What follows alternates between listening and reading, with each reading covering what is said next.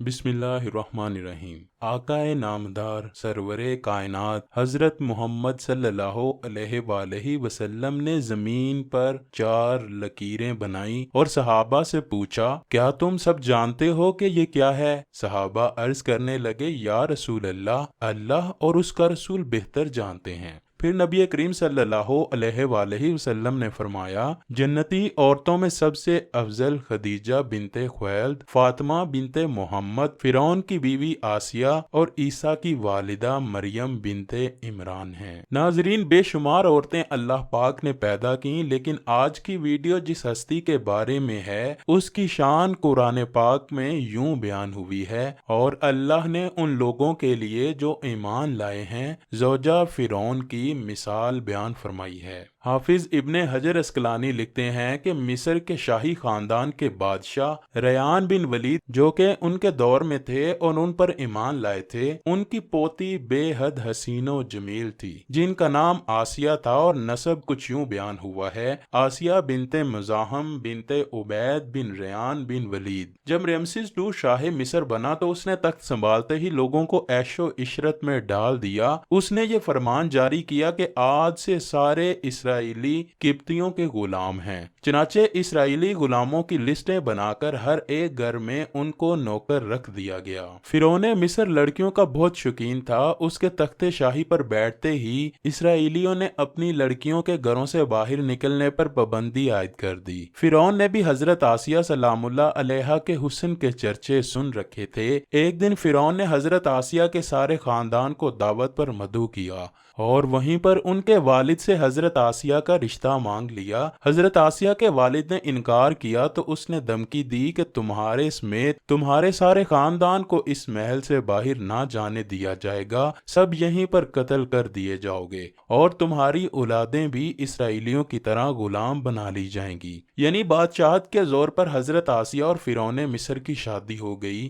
حضرت آسیہ تو شادی سے پہلے ہی فرعون کے ظلم و ستم کی داستانیں سن چکی تھیں اور دل میں فرعون کے لیے نفرت بھر چکی تھی، لیکن اس شادی میں اللہ پاک کی رضا شامل تھی، کیونکہ اللہ کے پیغمبر حضرت موسیٰ کو فرعون کے محل میں حضرت آسیہ کے ہی پاس پرورش پانا تھی۔ حضرت آسیہ چونکہ حضرت یوسف کی شریعت پر عمل پیرا تھیں اور ایک خدا کو ماننے والی تھیں۔ شادی کی پہلی ہی رات جب فرعون کمرے میں داخل ہوا تو دیکھا کہ اس کی بیوی آسیہ اللہ کی عبادت میں کھڑی ہیں۔ ناظرین، یہاں یہ بات بتاتے چلیں کہ حضرت آسیہ سے شادی کرنے تک فرعون نے خدائی کا دعویٰ نہ کیا تھا۔ چونکہ فرعون حضرت آسیہ کی محبت میں گرفتار تھا تو وہ پہلی ہی رات سے حضرت آسیہ کے ناز و نخرے برداشت کرنے لگا۔ اس نے حضرت آسیہ کی عبادت میں مداخلت نہ کی اور انتظار کرتے کرتے سو گیا۔ اس طرح اللہ پاک نے حضرت آسیہ کو فرعون کی صحبت سے محفوظ رکھا اور وہ آپ پر قادر نہ ہو سکا۔ بعض روایات تو اس طرح ملتی ہیں کہ جب بھی فرعون حضرت آسیہ کی خلوت گاہ میں داخل ہوتا تو حضرت جبرائیل علیہ السلام فرعون اور حضرت آسیہ کے درمیان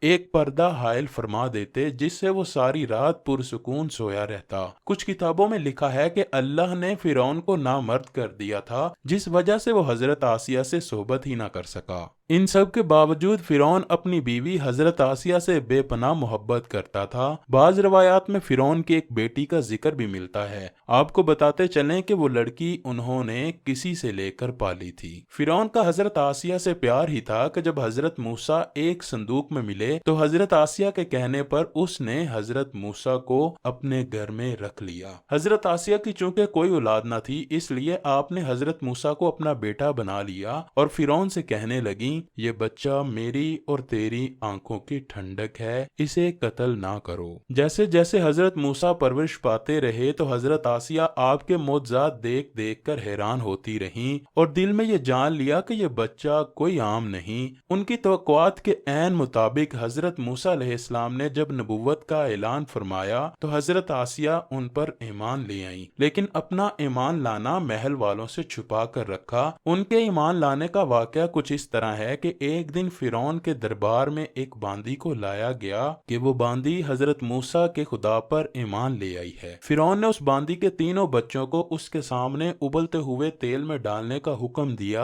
اور ساتھ ہی اس باندی سے کہا کہ اب بھی وقت ہے، مجھے اپنا خدا بنا لے، لیکن وہ باندی کا ایمان بہت پختہ تھا۔ خیر، اس باندی کے سامنے اس عورت کے تینوں بچوں نے ابلتے ہوئے تیل میں جان دے دی۔ اس کے بعد فرعون نے اس باندی کو بھی تیل میں ڈالنے کا حکم جاری کیا۔ حضرت آسیہ سلام اللہ علیہا یہ منظر دیکھ کر اس عورت اور بچوں کی روح ایک نورانی جرمٹ میں آسمان پر لے جائی گئی تو انہیں یقین ہو گیا کہ حضرت موسیٰ اللہ کے سچے پیغمبر ہیں اور ان کا دین بھی سچا ہے۔ قصر فرعون روز بروز پورا شوب ہوتا گیا اور حضرت آسیہ نے فرعون سے کنارہ کشی اختیار کر لی اور حضرت موسیٰ کا دفاع کرتی رہیں۔ حضرت موسیٰ علیہ السلام کے چاہنے والے فرعون کے سپاہیوں کے ہاتھوں ظلم و ستم کی بینٹ چڑھتے رہے اور انہیں بے دردی کے ساتھ قتل کیا جاتا رہا، یہاں تک کہ فرعون نے حضرت موسیٰ پر ایمان لانے والے ایک شخص کہ جسے قرآن کریم نے مومن آل فرعون کے نام سے یاد کیا ہے، اس کو بڑی ہی بے دردی سے قتل کر دیا، جس کے بعد آسیہ کے صبر کا پیمانہ چھلک اٹھا اور کھلم کھلا فرعون کی مخالفت کرنے لگی۔ فرعون کو جب علم ہوا کہ اس کی بیوی بھی موسیٰ کے خدا پر ایمان لے آئی ہیں تو فرعون میں غیظ و غضب کی آگ بھڑک اٹھی۔ پہلے پہل تو اس نے اپنی بیوی کو اکیلے میں سمجھایا کہ اگر میری بیوی ہی مجھے خدا ماننے سے انکار کرے گی تو پھر بہت سے لوگ سرکشی کریں گے، لیکن حضرت آسیہ نہ مانی بلکہ فرعون کو بھی دعوت دین دی اور کہا کہ اللہ پاک سے معافی مانگ کر موسیٰ علیہ السلام پر ایمان لے آؤ۔ بہت سی راتیں اسی طرح جھگڑوں میں گزر گئیں۔ جب محل فرعون میں یہ باتیں ہونے لگیں کہ فرعون کی لاڈلی بیوی ہونے کی وجہ سے